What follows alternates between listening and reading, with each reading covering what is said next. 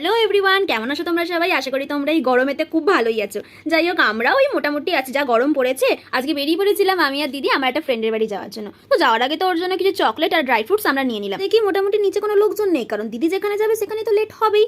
যাই হোক, ওপরে উঠলাম মনে সাহস নিয়ে যদি কেউ থাকে। গিয়ে দেখি মোটামুটি আমার সব ফ্রেন্ডরাই এসেই গেছে, কারণ যা টাইম হয়েছিল সবাই এসে যাওয়ারই কথা ছিল। আজকে সৃজিতাদের বাড়িতে লোকনাথ পুজো, তো আমরা সব ফ্রেন্ডরা মিলে প্রসাদ খাচ্ছি, মানে সবারই খাওয়া হয়ে গেছিলো। লাস্টে আমার আর দিদি বাকি ছিল। আর বলো তো, সামার ভ্যাকেশনে যে স্কুলের ছুটি পড়লো, তোমরা কোথায় কোথায় ঘুরতে গেছো একটু প্লিজ কমেন্টে জানাও। আর জানো, এবছর আমার আর দিদির ওয়াটার পার্ক কিন্তু যাওয়া হয়নি, তাই জন্য মনটা খুব খারাপ। আর যা গরম পড়েছে, ইচ্ছাও করছিল না যেতে। কিন্তু তোমরা কোথায় কোথায় ঘুরতে গেছো প্লিজ কমেন্টে এসে জানিও। অনেকটা রাত হয়ে গেছিলো, তাই দিদি আর আমি খেতে বসে গেছিলাম। খাওয়া দাওয়া কমপ্লিট করলে খাওয়া দাওয়ার সাথে কিন্তু অনেক গল্পই হয়েছে। সেই টপিকগুলো শুনলে তোমাদের জাস্ট হেসে পেট ব্যথা হয়ে যাবে। এই শরবতটা ছিল কিন্তু দারুণ। লাস্টে আমরা শরবত খেলাম, তারপর রিক্তাকে টাটা করলাম, কারণ অনেকটা রাত হয়ে গেছিল, ও বাড়ি যাবে। পর কিন্তু আমি আর দিদি মিলে অনেক ছবি তুলেছি। সেই ছবিগুলো তো লাইক আর কমেন্ট করার জন্য আমাদের ইনস্টা আর ফেসবুকে গিয়ে তাড়াতাড়ি ফলো করো। সো টাটা, আজকের ব্লগটা এই পর্যন্ত।